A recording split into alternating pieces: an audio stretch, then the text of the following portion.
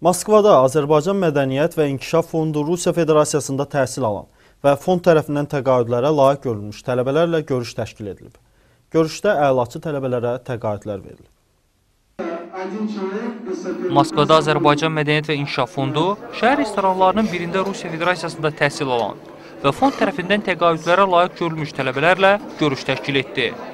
Tədbiri giriş sözü ilə açan Azərbaycan Mədəniyyət və İnkişaf Fondunun direktoru Şamil Tağıyev hər kəs Novruz bayramı münasibəti ilə təbrik etdikdən sonra tələbələrə uğurlar arzuladı. Daha sonra əlaçı tələbələrə təqaüdlər paylandı.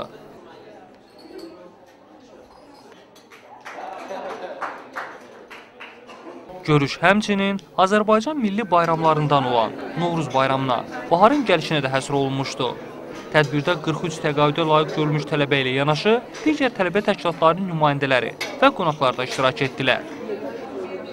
Bu stipendiya əlavə bir köməkdir. Moskvada yaşamaq üçün yol pulu, telefon pulu, tələbələr üçün bilirsiniz də bir xərclər var ki, bu xərclərsiz yaşayış, oxumaq müəyyən qədər köməkdir.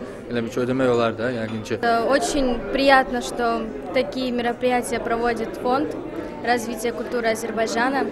Очень приятно то, что нас так собирают, проводят такие праздники. Всех поздравляю с нашим национальным праздником Novruz bayram.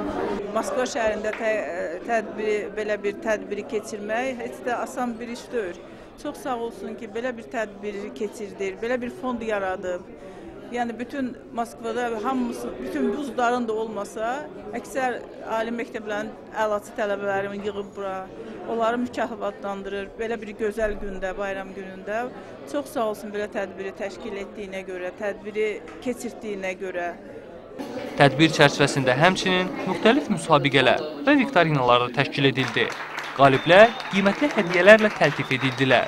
Ümumiyyətlə tədbiri Rusiyada yaşayan Azərbaycan gəncliyinin dəstəklənməsində xiryə görüşü adlandırmaq olar. İqbal Rustamov, Famil Qəniyev, İmtiraz Moskva.